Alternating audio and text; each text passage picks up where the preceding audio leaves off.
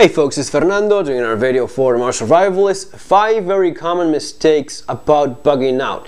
I've seen these in the thousands of videos floating around in YouTube about bugging out, bug out bags and such. Most, if not all of them, have at least 2 or 3 of these mistakes that I'm going to be talking about here in a second. And it's kind of a big deal because bugging out is already a tough situation to be in. Whenever possible, of course, you stay put, you bug in, you stay in your home, in your known location where you have all your supplies, your network of people helping you out. You end up bugging out when staying there is no longer viable for you, when you just cannot stay there, when it's no longer safe to do so, and you pretty much have to leave. It's not something that people end up doing because they have nothing better to do. You bug out when staying is no longer an option, okay, or it's not safe for you anymore there. So let's get right to it. Number 1 is being too fat, being too out of shape, being in poor physical shape. This is something that you see a lot of, and it's very important. You cannot just forget about it and just ignore it. And it's not being big, it's not being big bone, it's not I'm large, big, it's being fat. If you're fat, if you're in bad physical shape, you have to address that. You have to accept the responsibility and do something about it. You cannot just ignore this main point and just go talking about something else. Forget about sleeping bags, forget about backpacks, forget about tents, forget about guns, knives, and everything else. If you are in very poor physical shape, take care of that first. Everything else comes in a very distant second, third, fourth place. For bugging out, for survival and preparedness in any sort of way, being in poor physical shape means that you're overlooking your basic, most important tool, your body, the thing that keeps you alive to begin with. Okay, so you just cannot ignore that and start talking about other things that you feel more comfortable with. If you are, we all know, we all pretty much have an idea of how good or bad our physical condition is. If you are falling in the morbidly obese side of the body mass index kind of situation, yeah, there's a possibility that maybe you're a huge bodybuilder and you're not morbidly obese. But if you are, and you know that you're not 5% fat, you are just fat, right? Then address that. You cannot just ignore it and start talking about things that you like, ignoring such a big, important issue. Number 2 is poor planning and execution, and you see this a lot as well. This idea that bugging out just means walking into a park or going hiking. You bug out with a destination in mind, with a place to go to. Bugging out means you're going from point A to point B. Point A may be your home, may be your workplace, may be the vehicle that broke down and you need to continue walking. Point B is going to be the location where you're going to be finding shelter and help, your bug out location. This may be a friend's house, family member, somewhere where you know you're going to be safe and you can stay there for medium or long term. And here you see lots of people, many of them that consider themselves survival preparedness experts, and you see sometimes even in classes that they talk about doing a bug out class or bug out course, and they end up going hiking, all right, and they end up going to a national park on a backpacking trail. You're not going to be going through a backpacking trail, through a national park type of trail, unless you really have to do so, unless that's specifically what you have to do. Maybe if you're in the middle of a national park and you have to do that, but it's been 100 years now, guys, basically, since pretty much any place that you have in mind, any bug out location that you have in mind, you're going to be having a road taking you from wherever it is that you are to that place, all right? So that means you're going to be walking most likely on roads. You're not going to be on purpose looking for hiking trails. Hiking is hiking. Bugging out on foot is just that. It's not hiking, it's not camping, it's not having a great day in in the national park, all right? Number 3 is too much emphasis on guns and bushcraft, all right? Again, associating the exercise of bugging out, which is very much a practical exercise, to the things that you enjoy doing, such as bushcraft.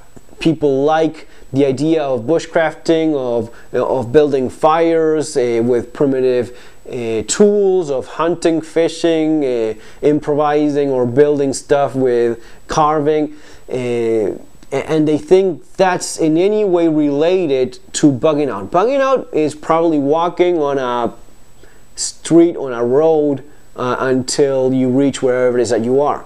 The things that you're going to be needing are not the same things that you're going to be needing when practicing bushcrafting skills. They're not going to be the same things you're going to be needing when practicing these primitive skills, making spoons, bowls, and fishing, drying the game. It's just not the same thing. Pretty much in the practical world, whenever you are forced to bug out, it's pretty much like becoming a refugee. You are just looking to reach a safe location. You're not looking to fool around in the woods practicing your bushcrafting skills.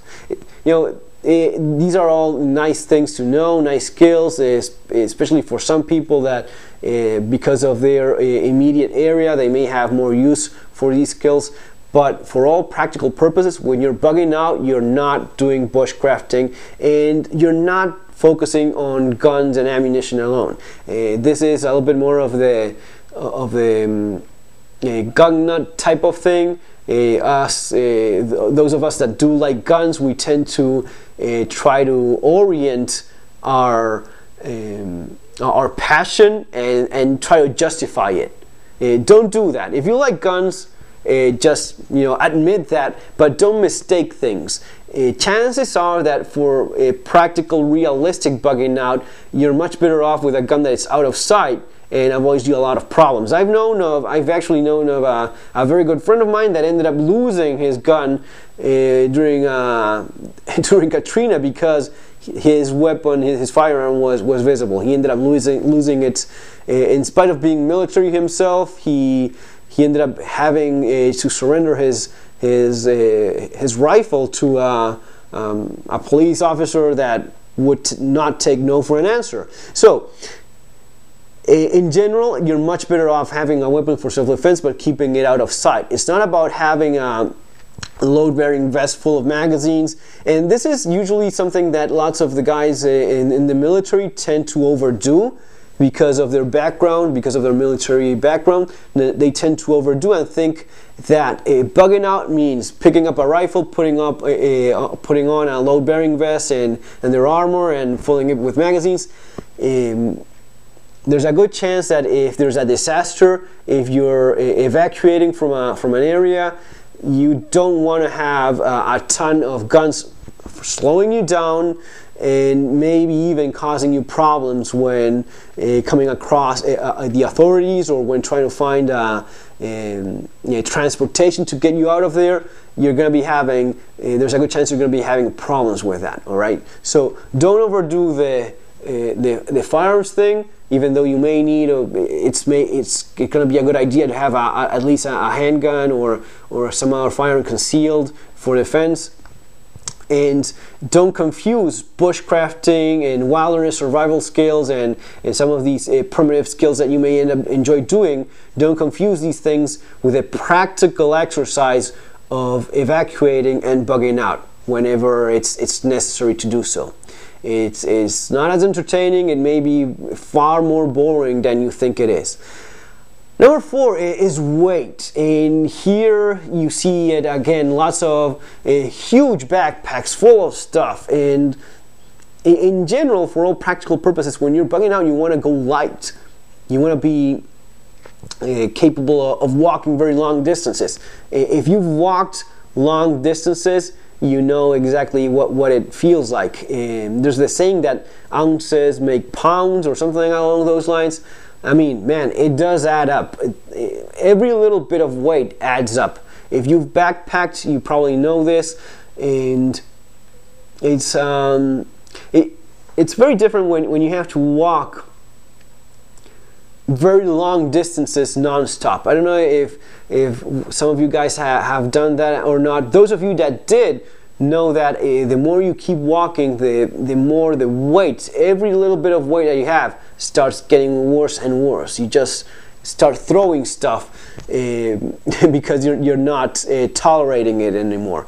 I mean, you can walk 50 miles if you want in a same day without stopping, and you need to be in very good physical shape to do that, or if you're not, but you're still capable of doing it, you're going to be paying for that effort the following day.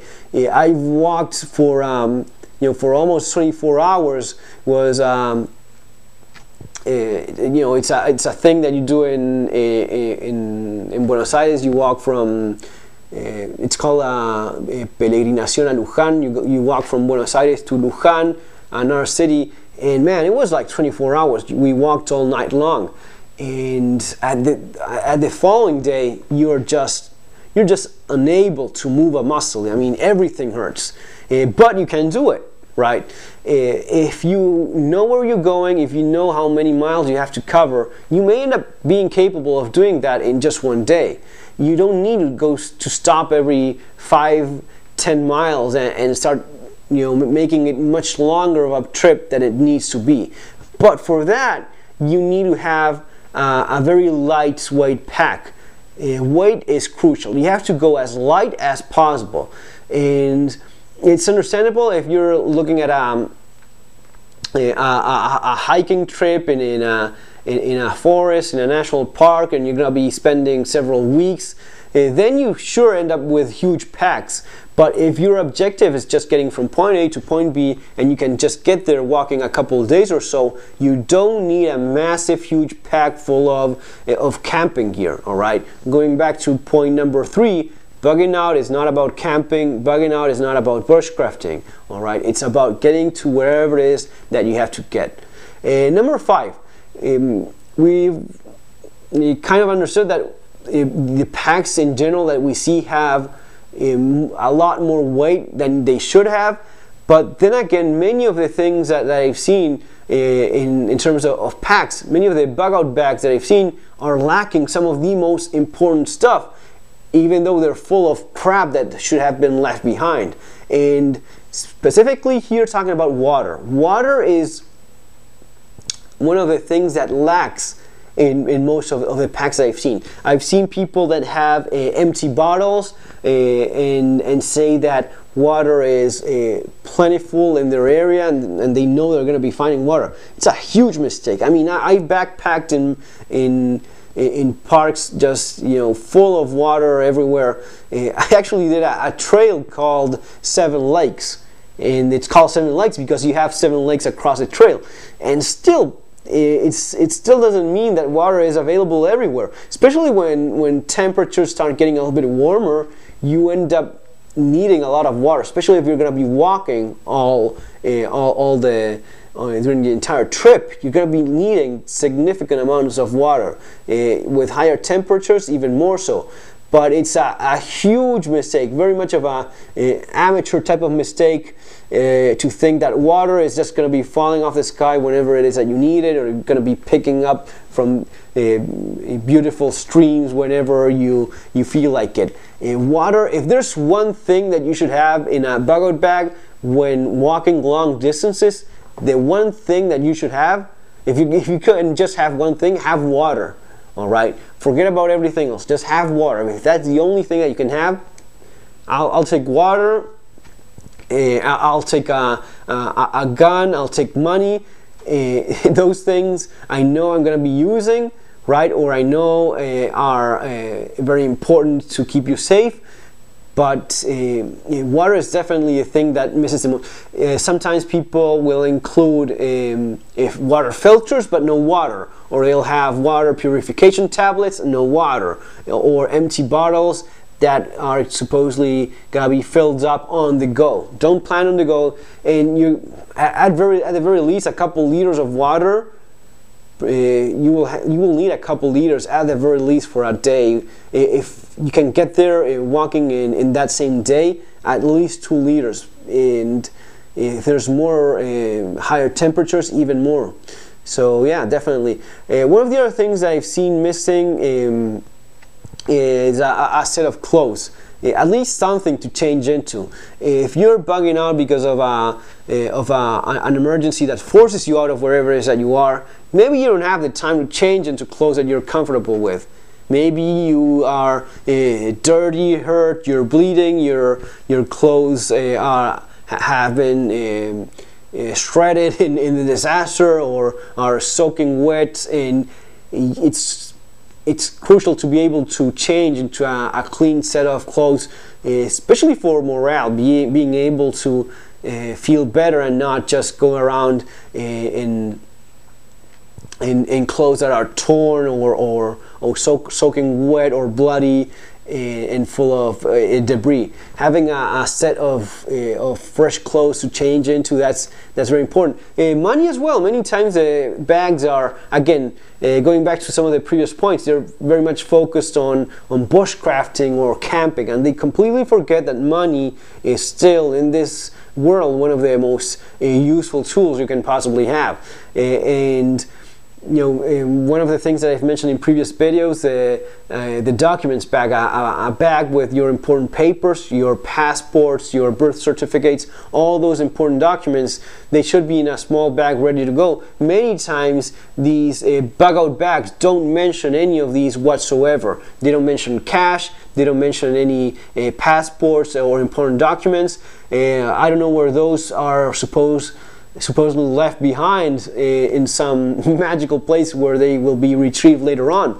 But if you're going to be leaving and you don't know when you're coming back and you don't know what it is that you're going to be finding when you come back to your house, you definitely should take those with you. Alright folks, so just a few more points on some of the most common mistakes I've seen. If you want to learn a little bit more about bugging out and relocating, of course there's my book, which is called Bugging Out and Relocating. The link is there below. And of course, if you want to learn more about urban survival and bugging in and such, my first book is also available in the link below. Guys, that's all for now. Take care, have a great day, see you on our next video.